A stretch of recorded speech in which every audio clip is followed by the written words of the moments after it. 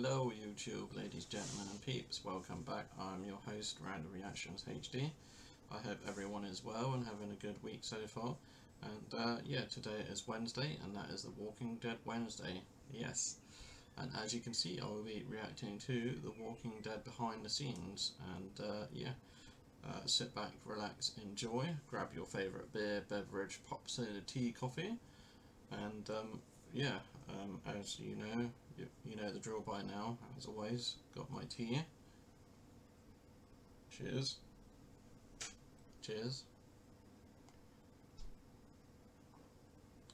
And yeah, as you know, I'm a massive fan of the Walking Dead franchise, the Walking Dead universe, and yeah, I've been watching it. Sorry, I've got like this hair somewhere.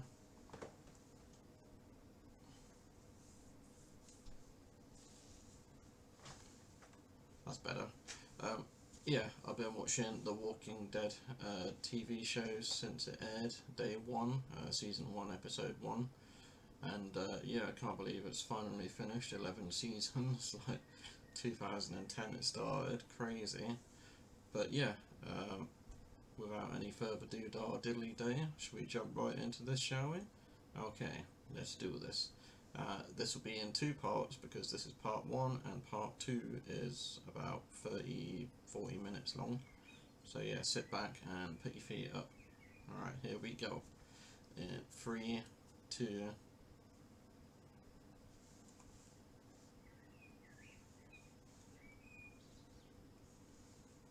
Oh, sorry, just trying to get this over to the other screen.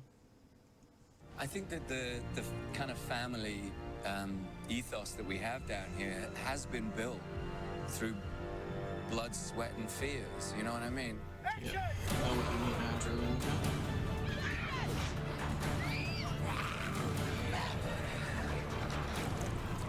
This show is not a typical show. Oh, what is it? It's always a collaboration of visual effects and special effects in the stunt crew. Everybody really loves this job, and they work really hard to keep it going and try to make it as real as possible. What the audience sees is the actors and occasionally us getting to talk about it. But the real heart and soul of The Walking Dead is our crew. Sculptor, stunt coordinator, and the location manager. Costume designer. Production designer. I play Daryl Dixon. I play Rick Grimes. I play Michelle.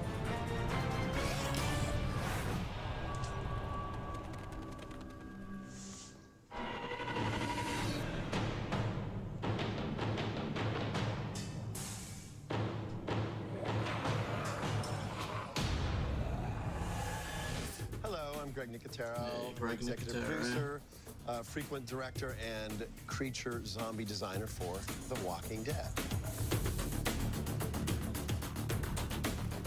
We're here at K&B Effects, our 20,000 square foot facility in Chatsworth, California, where we manufacture all of the makeup effects for The Walking Dead.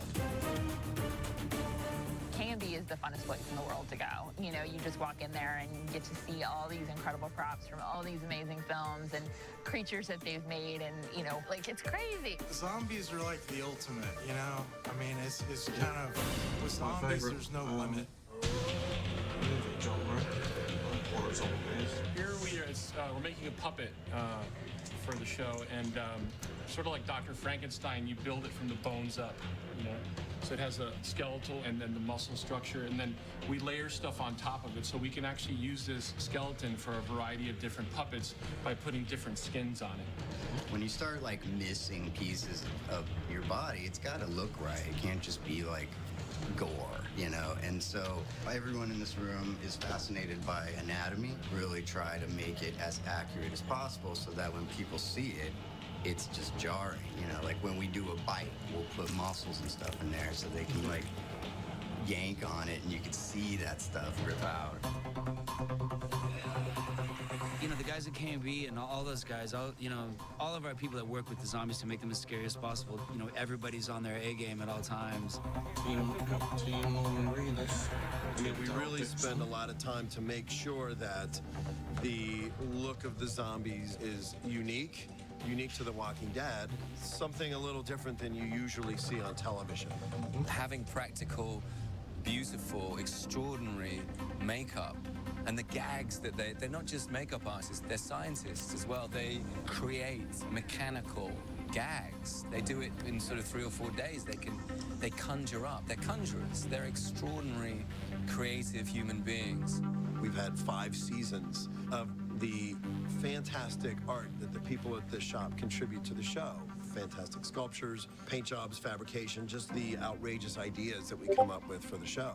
I always love our walkers that, you know, part of the skin, the way it's decayed away, you know, that it's just, you see kind of like the ears falling off, or like part of the nose is missing, you know, just the skin rotting away. One of the most challenging was the well walker. Keep going. Oh, the well That walker was a full-size suit that we made out of silicone to try and figure out how we're gonna make that skin fold and move and, you know, wrinkle and buckle and make it as nasty looking as possible. So that was one of our most challenging, but most rewarding in the end. It was great. I loved it.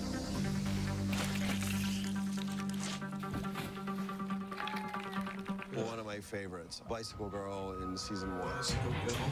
That's where we set the bar. You know, it's the first zombie we really ever see on the show close. She just was jarring. I thought that her missing her bottom half was just gnarly. I flew out to LA to K&B's studios and they did a body cast. Everything except for my legs, obviously. Several months later, I came back and they did all the color tests and appliance fittings and things like that. The day that we actually filmed, it took 3.5, 4 hours to put it on. But of course, you see it, and I had the blue tights on for the green screen effect, but then seeing it on TV afterwards, even I was like, wow, that's pretty awesome. Greg and all the guys and even, you know, the other makeup artists they had, it was almost like watching a bunch of geniuses come together and create this masterpiece. It was successful and the most just kind of gross. Yeah, if it makes us gross out, then it's, you know, a win. Yeah. Now go back towards your feet a little bit, Melissa. This is beyond my wildest dreams of what I had envisioned in my head. Completely different. I mean, I'm blown away. It's awesome. Every season, we augment specific shows with puppets. And even in terms of just our zombie kills, we've sort of refined what we call our crush heads.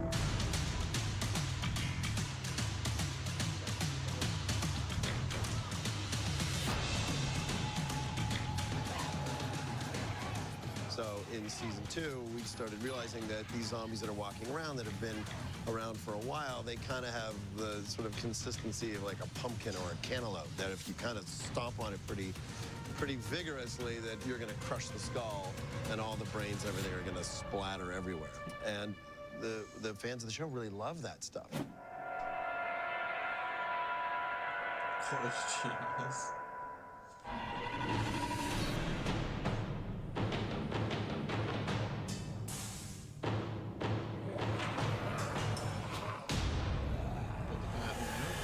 Well, I think I'm pretty much wearing the same pants I wore in season 1.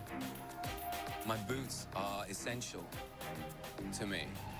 They've been resold about 8 times, the same pair of boots. It's the same pair of boots I put on in episode 1. I've been told there's 5 of this outfit here. They don't always use them, but they have 5. Hi, my name is Yulin Womble, and I'm the costume designer on The Walking Dead. On a daily basis, I get to dress this amazing cast, come up with new looks, and make them dirty. It looks real. The wardrobe department's a huge part of this show. I mean, from dressing the zombies to dressing us and just the evolution of these characters. So this was kind of like under the belt. Yeah, I remember that. And then this was all black and red. Yeah, it was bloody. You put these clothes on, and the detail, just how distressed and how filthy everything is. I mean, it's very easy to just kind of slip right into this world. I was amazed by the wardrobe department really stepping into how they helped me find Michelle, like putting on those boots and putting on that vest and those little half gloves. I was like, oh, here she is. Right now, I'm just gonna do a quick zombie outfit for you. So I'm gonna use my big knife. So serrated, so it can do a lot of damage fast. You move the fabric, not the knife. I mean, that's beautiful, right? We add a bit of mold. We also add sweat stains. We do a little light dusting of all of this because it's supposed to be coming from the inside. It's like an art class. Maybe the person vomited a little as they were dying. A little bit of dirt around the cuffs. I like to dress the outfit together while it's hanging up here so I can get a really good idea of what it's going to look like on the person. And then, after we hand the costume to them, they come out dressed like this. Carlos, you look great. Are you ready? I've been waiting to do this to you since we've met. Yay! This guy's lucky he's eaten, so we're gonna put some fresh blood on him. Blood on his hands because he's been eating. This is a fresh kill. The zombie blood that we use is a little darker, really, really dark. And this would be his own blood, and it would be from a long time ago, so that's what you see on a lot of the costumes. The reason we came up with the splatter, it mimics the comic. All those drawings, you see how it all looks splattery in the book? Yeah. Well, that's where that idea came from.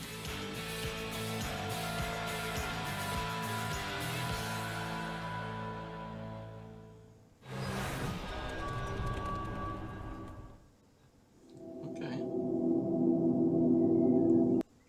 Cool. Hope you liked part 1 so far. I did. Give it a thumbs up, obviously. And thumbnail. And yeah, as I said before, part 2, which was here.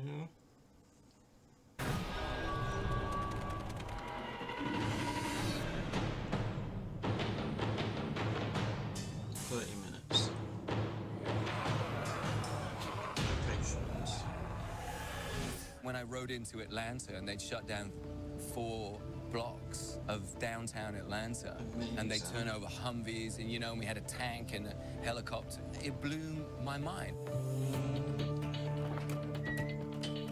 The most amazing thing, I think, on The Walking Dead is the fact that we have found so many astonishing locations and have built so many great sets.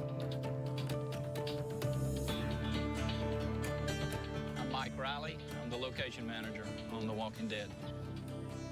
What I really do is try to find the best locations that match the vision of the writers. And I collaborate with the production designer, Grace Walker, and myself have a good collaborative working relationship. Hi, I'm Graham Grace Walker from The Walking Dead, the production designer.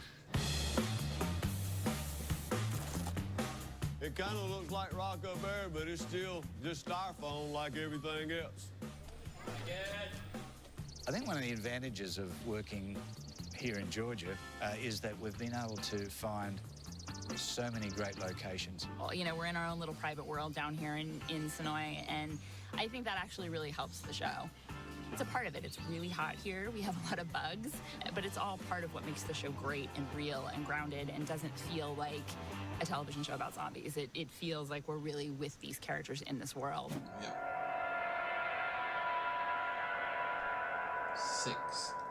41 species.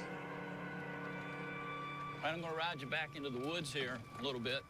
We got about 60 to 70 acres of woods behind us here that I'd say 80% of all the shots we shoot when they're walking into the woods or camping in woods and whatnot, we shoot them back here. And the governor, when he was burying, he threw some folks in the lake.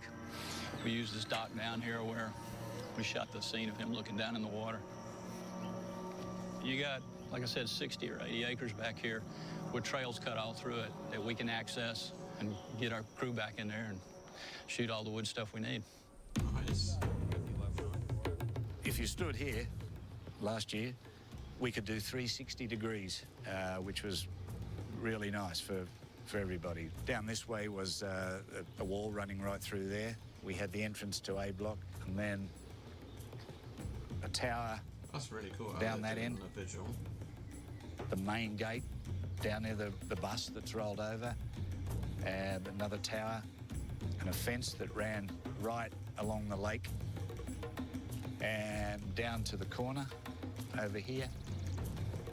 with a fence that ran right back up again to the other building. It was a cool set. The prison was mind-blowing. To have something that large that really looks like a prison and to be able to shoot it from any angle at all times and never see a movie set, never feel a movie set, was the most fun for me, especially as a director of photography. Sounds fit! The prison was definitely not real, but we worked very hard to make it seem as real as possible. That really helps the actors. For us to feel completely immersed, and I think we've rarely been in a green screen type of situation, if ever. So it's been really nice. Those spikes were real. You really had to avoid those spikes. I was like, whoa. Sometimes it's like my eye almost got real close to one of them. So it was a very real living set. As you can see, this is top of the line rooms. They built a prison, and a practical prison that you could walk through. It was magnificent. 100 meters stumble. Yeah, go ahead. It looked so much like a prison that a guy from the Department of Corrections came down here one day. He said, they keep telling us there's a prison down here somewhere, and I don't see it in our list. You know, he didn't know. He said, we don't have a prison here. And That's funny. Special effects. It's funny that a lot of times people say, when we have to blow up something, burn it, destroy it, gee, it must be so sad that your set's getting destroyed. And to me, I don't care. I mean, it's part of the show. In fact, I love a good explosion.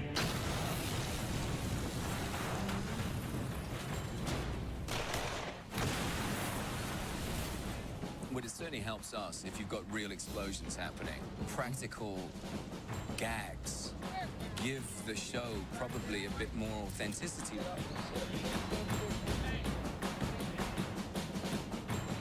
My name is Daryl Pritchett. I'm a special effects supervisor. 3, 2, 1. What my department does is we take care of all the effects of nature, which would be any wind, rain, snow, fires, explosions, anything that moves on the set, anything that has any action that's not a person, to include blood spurts, different things like that. It covers a lot of areas.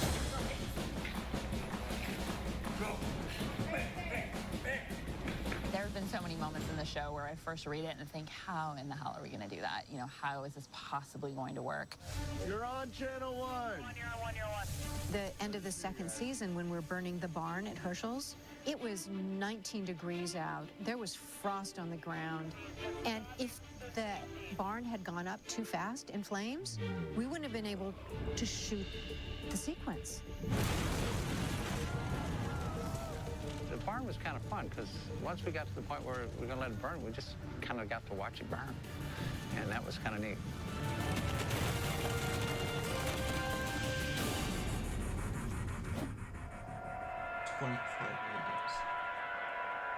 Every episode of The Walking Dead, we really like challenges. We are at a pecan grove where Lizzie and Mika come upon a bunch of burned walkers. Rehearsing?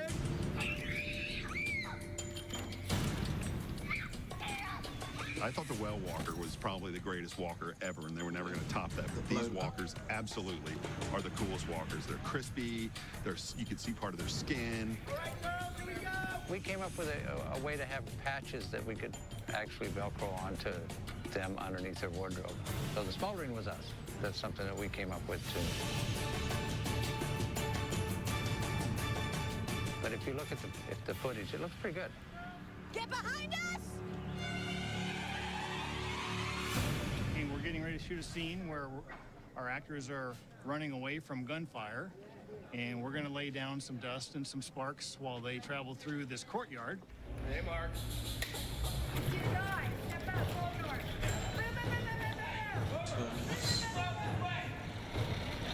So this is an acrylic ball. It fits together and gets glued, but inside of it is dust. Instead of having to go and trying to bury a squib, you can simulate bullet hits. So when it hits something hard,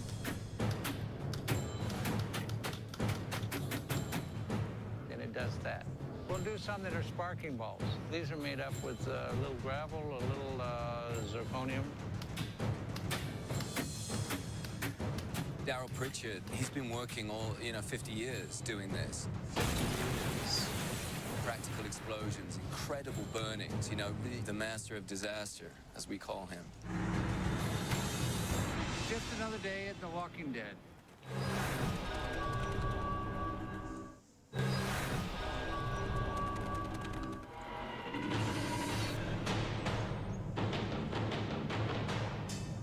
Weapons.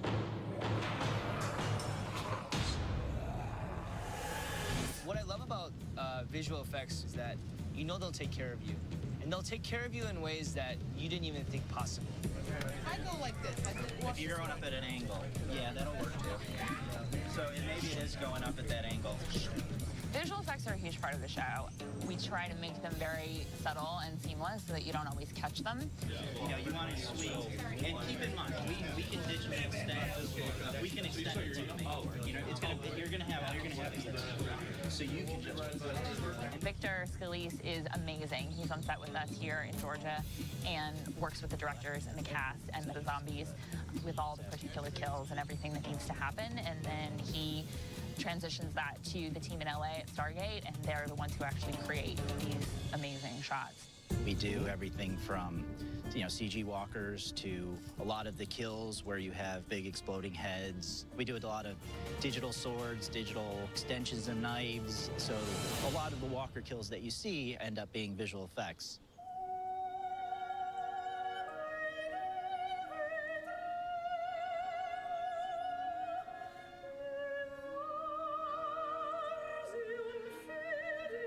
One of our signature weapons is Michonne's sword. Katana. Astounding, like just really picking up that thing and feeling out that sheath on my back. It was all such a part of creating her. I'm the prop master for the show. That means I handle all the props, the hand props, which are anything the actors touch. The katana sword, one of my favorites. I helped design this. It is absolutely one of my favorites. This happens to be a sharp one, so you can't really do anything with it. So we keep it in here, actually. But just like that, we have an aluminum version that is for hitting. We have a rubber version that's for actually making contact with people. And then we have digital versions, again, for Victor.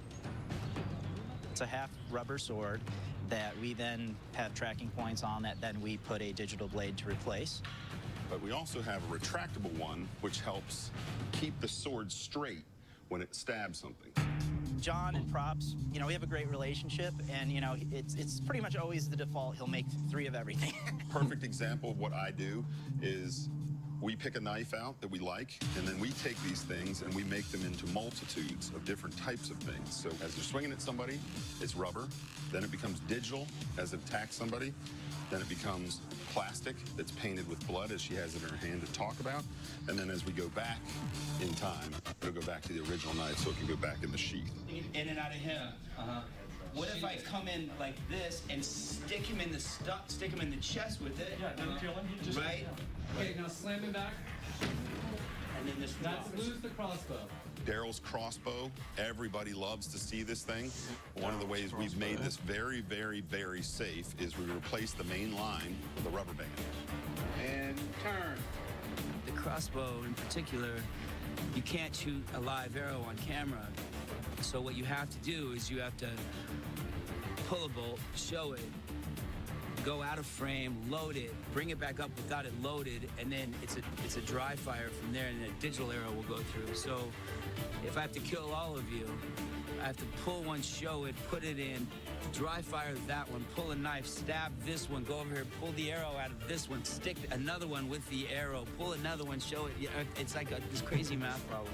And we go ready and action.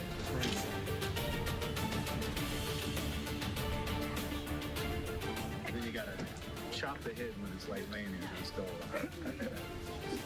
I love this job. I remember season 3, Glenn has that kill after they do that phalanx. He swipes Walker's head right across with the blade. They could have just merely, had his head fall off in frame and then just fall. But they went as far as to make the incision here and then had the head spin and rotate off with blood spewing as it fell. I didn't do that. That was special effects. So, I mean, thank you, Victor, for making me look more competent than I even could possibly be. I got to check out his new Today show we on have Netflix called Beef. Carmen and Beth kind of walking up in front of the blue screen, and what you see out there is going to be the cemetery. This is where Daryl and Beth came out of the woods and kind of traversed piggyback style all the way up to the funeral home. So the blue screen that you just saw, this is what's going to be behind it. You know, we'll use some matte painting and photographs to kind of blend in and build an environment that'll basically make the funeral home and the cemetery feel like they're right next to each other. In the pilot, when Rick is riding into Atlanta on a horse, that shot is completely a visual effects shot. We shot him on a horse in an alleyway in downtown Atlanta, and everything else Victor put in. So some of the visual effects everybody will recognize and know, oh, that's a cool visual effects shot. And there's a lot of shots in there that are visual effects that you would never know. What we're looking at here is one of Michonne's decapitations. You know, this was a fun one where Dylan, the artist, she's like, well, what if I made the head bounce off the top of the car? And she showed it to me, and I was like, that is awesome. Make the first one a little stronger move. Yeah, okay. Here she has the half sword, so we put a digital sword on to replace the half sword. We have a walker who obviously had a full head that Dylan's painted out the full top half of the head, and she's made a little 3D cap of a head that then goes flying and bouncing and goes over the car. 1 to 5 days. Most people are going to be looking at Michonne's face and not what her sword's doing. So unfortunately, most of the audience is maybe going to perceive it but not actually see it. But, you know, the guys who step through it catch that extra little bit of, ooh, whoa, the head went flying that way. You know, so it's kind of a fun little thing. A lot of what you see is a combination of Greg's team and the visual effects team brainstorming together and knowing the end goal and everybody participating and, you know, giving what their department can give best to give it a realistic look. Sometimes I just really want to cut a head off, you know. Sometimes I just really want to do it. I can't cut heads off, literally, so that's a bummer. That's God. Good work, guys.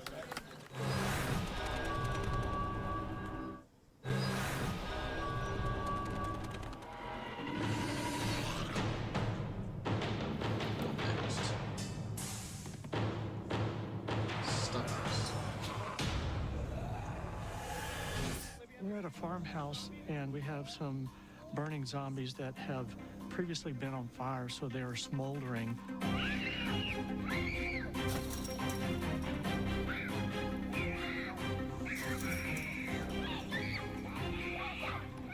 So we have 4 stunt guys, then we have one of them catches the little girl, the next one falls over the fence and gets caught up in the barbed wire.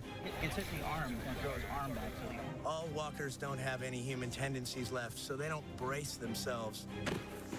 It makes all of the stunt work on our show a little bit unique because you have to find a very, very tricky way to bury your falls and brace yourself. Both of us just struggling, and then eventually I'll just take you on.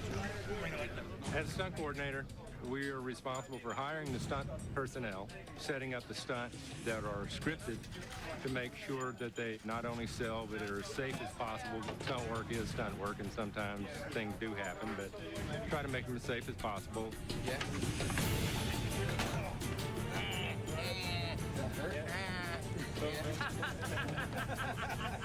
Is that here? Hey, Ninja. There.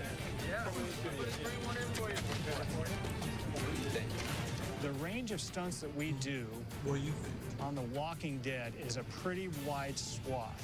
We'll do everything from fire burns to high falls to cars crashing.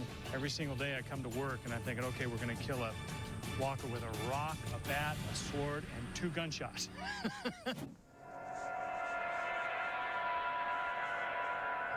Wow, I didn't know that. Most of our actors do their own stunts because you see their faces and then you go with it. You go with their stories. That sequence where Michonne's in that field with all those zombies was very special to me in many ways because I wanted it to be something where you really see her break through her own demons. Well, the stunts are really fun. I have generally done all my own stunts.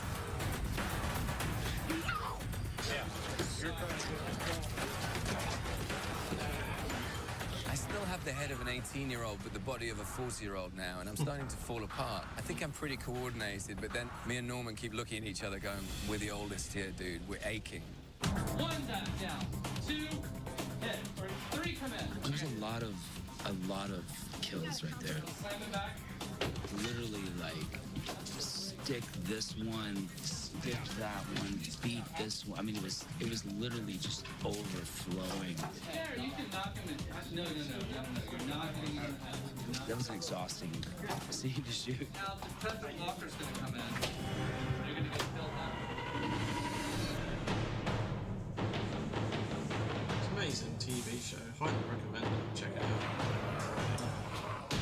Horror and Copy that, Colt. John, Go ahead and get the focus mark. You guys hear bad? You go down. it's not just about zombies, though. It's about terrorists. So today we have a number of people firing weapons. We have 3 9mm and 2 shotguns. We have zombies, as you see right in the background, coming out of the barn and coming at them, and they kind of set up a firing squad and execute the zombies as they come out of the barn. I got Daryl. Yes, I think These are 2 Glocks. This is Shane's Glock. This is a Glock 17. This is T-Dog's Glock. This is a Glock 19. They both shoot 9mm rounds. Killed a lot of zombies today with these. Boom! There you go. That's it. Zombies. Big gun. Gotta take a zombie out with a lot of power. You know, for focus. That's right on it. Today, we shot lots and lots and lots of zombies.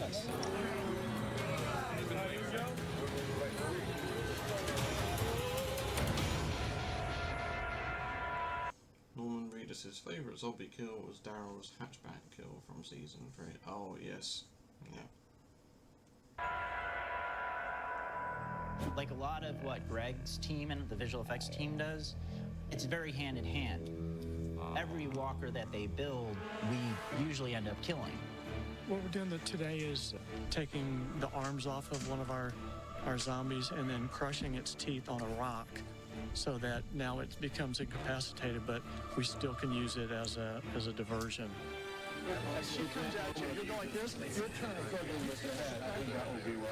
In terms of timing, Russell, the stunt coordinator, and I, before the scene, will try to figure out the best action, and the timings are all right. It wasn't even the arm chop, it was the teeth. Putting the walker's head on the rock and cracking it to knock its teeth out, I couldn't take it. It's the only scene in Walking Dead history I had to walk away from, and I couldn't watch film. It just, You don't move the head at all. I'm not doing it. No, it was awful. It was awful. And it was, I mean, like the rock, it's styrofoam. Like, there was nothing real. Like, I should have been able to completely go, okay, this is like everything. We're not really hurting it. It didn't even have the sound in yet. It was horrible. Awful.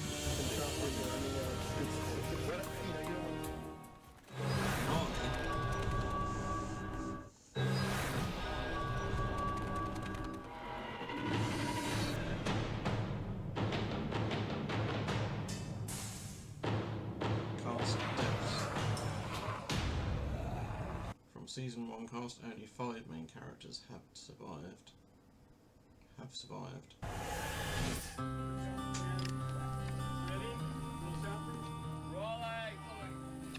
When anybody on the show dies, any actors die on the show or come back as zombies or whatever, you want to give them the best send-off possible because they are your brothers in real life. I'd like to just say on a personal note, I had the very fine pleasure of working with Scott Wilson many years ago on a beautiful film about the South called Junebug. And I'm very proud to be here with you again, working on a similarly beautiful project about the South. I'm gonna cry. I'm gonna really miss Scott because he's so much a part of our family, and it seems like our little green family just keeps getting smaller and smaller.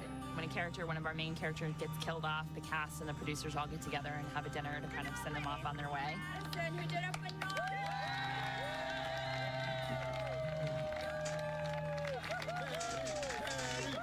brought this from Comic-Con. This has been signed by almost every member of the crew.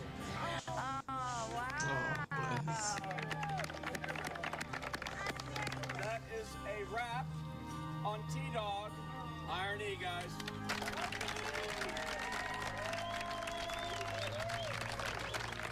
I can't even talk about that. I can't even talk about it without losing it. I'm sorry. Darwin, Carol. Here we go. Hey. I remember when we had the death of Shane. That was hard, saying goodbye to John, because John was my brother and is my brother. It's the only bad thing about the show, that you get to forge these incredible relationships with these amazing actors, and invariably I have to kill them or stab them. When Norman has to kill Zombie Merle, yeah, that was tough. It still gives me chills. Yeah, when I saw Rooker Merle as the Walker, I instantly just crushed. It wasn't just like a sadness. It was a sadness that turned into a rage. And it wasn't a, I'm stabbing him in the face over and over again. It's not that I hate him, and it's not that I want to kill him. It's like I'm mad at the world, and these are the cards I've been dealt, and it's just not fair, I mean, I think those were real tears Norman was shedding, not just Daryl tears. How do you feel about Michael Rooker? I feel he's an awesome man. It was a drag, I don't know, it's just like real life. You think you have more time with people, you know what I mean? I'm gonna just slide you through. Great, let's get,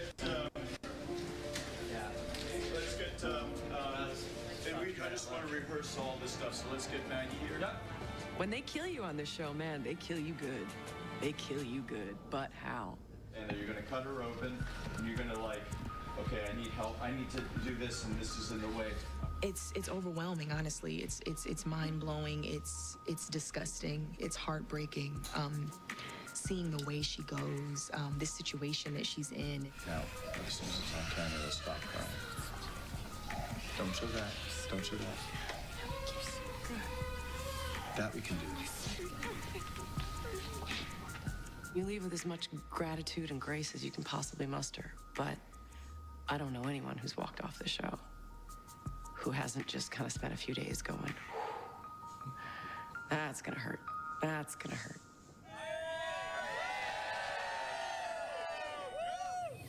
But the flip side of that is that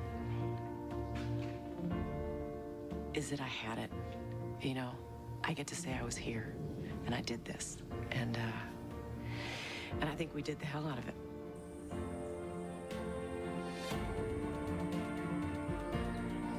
This is my home. And we built it into a home. And you don't usually do that. Usually you build a job. You could work 40 years in this business and not have this experience. To take these kind of risks with these kind of warriors, it's amazing. When one of our regular actors leaves, the rest of the cast, even if they're not in their last scene, will come and watch the filming of the scene. The character Dale, Jeffrey DeMont, flew in from upstate New York. He was already off the show. He flew back to be there for John Bernthal. That's the kind of strength of camaraderie and loyalty that he showed and the rest of the cast have shown on this amazing show. I've simply never seen that in my 35 years in the business. Without further ado, pictures up. Pictures up. Pictures up, pictures up. Let's clear it out, please. Here we go, clear now. But, man, it's the ride of a lifetime. And I'm real grateful. Well done. Seriously. Anyone have a Kleenex?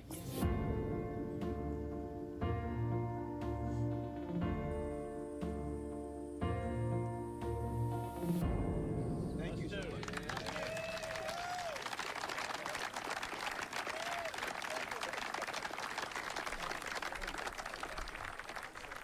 If they kill me on the show, I'll probably, set my trailer on fire. They'll probably have to call in a bunch of cops to escort me off the property because I'll be so pissed.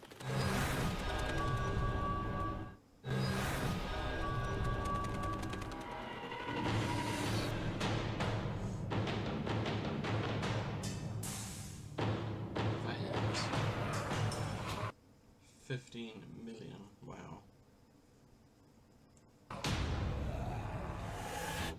The Walking Dead is the best show.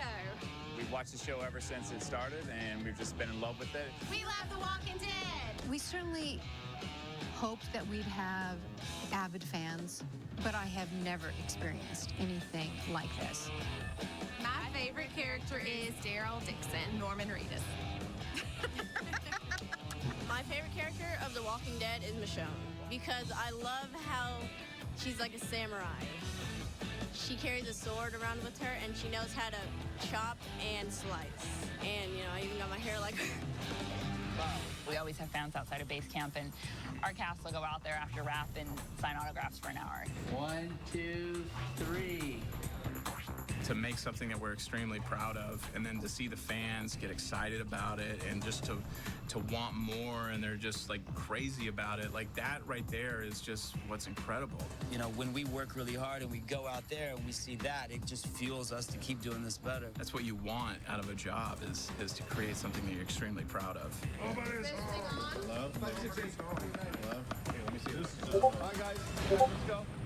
I've been lucky in my career that I've been in some movies that have been big and TV shows that have been great and theater that's been big hits, but there's nothing that's come anywhere near close to this. It feels like we just have a responsibility to this fan base to tell the best story we can. It's true, I've been an actor for over 50 years. Now I'm Herschel. So it's thank you for doing that. Looks like we'll be here.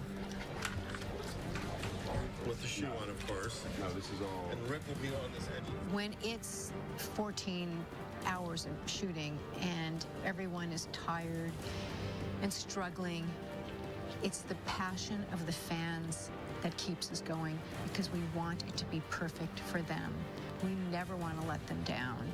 And it really is all for them.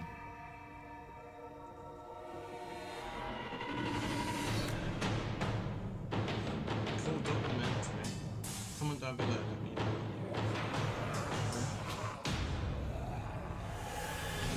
Yeah, I think so. One of the things that we all feel on The Walking Dead is that we're part of a big family. And on Twitter, we call it the TWD family. The Walking Dead family is a real thing. It's not just a hashtag. It's amazing. We love each other and we love this crazy show. Everyone there is really awesome and funny, and they're just really amazing. It's not all everyone's working. It's every awesome thing you can imagine. You get that one? We're all friends here, and there's not a weak link in our chain anywhere. And everybody really does their best, and we're all buddies, and we give each other a lot of crap. We wrote a little song. Oh, yeah, let Wanna me hear hear our the song song? again. Carol is sterile and Daryl is feral, a match made in hell. Okay, and then the scene after that, you get shot in the head. Right, I shoot myself. I've never worked on something where this kind of feeling of family, that we're all in it together, that we have each other's back to the level that we've achieved on The Walking Dead. 150 people crew. We come on the set and everybody gives everything they've got. You leave here really knowing you've emptied yourself out. Every department's really just top notch, you know, and it's kind of a dream job, and it's fun, and it's a lot of work, but you're part of this. This is an awesome show, and when you get to put awesome parts together of a show and it comes out perfect, I mean, what else could you ask for? It feels like the most collaborative work experience I've ever been involved in. I think everybody is at their top of their game, and they're all very, very mindful and respectful that each person contributes to the success of this show. You can't create brilliance or genius upon command or at will. You can't do it. The one thing you can create is the atmosphere you think it's most likely to occur in. And it takes a lot of filmmakers and a lot of really talented people to create that atmosphere. And we found it here. That this has been our job for 5 years and our lives for 5 years. It's a gift, and we want to keep delivering that back to the people who watch. Do I like my job? Are you kidding me? Yes. This is the greatest gig on the planet. It's amazing. I feel very, very, very lucky. Don't kill me. Please. Guys. Don't kill me.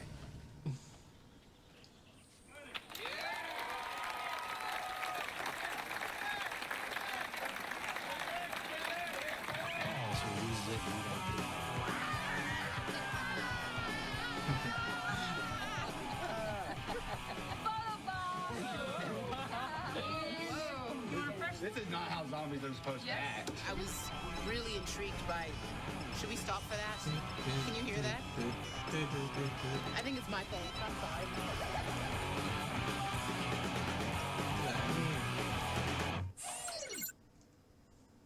Cool. Give that a thumbs up, obviously. Subscribe. Okay, let's just get a thumbnail. Very, very, very lucky. Don't kill me. Please. Guys. Don't kill me. Yeah, there we go. That's a good screenshot. Okay, screenshot. Alright, let's bring this back over here. Okay, hope you enjoyed the part 1 and part 2 of this Walking Dead documentary. If you're new, consider subscribing, turn on that notification bell, hit that thumbs up button, helps out the channel, helps me out as well, lets YouTube know that you like this content, and until tomorrow, which will be Thursday for Throwback Thursday, I'm your host, Random Reactions HD, signing out for now. Bye bye and take care.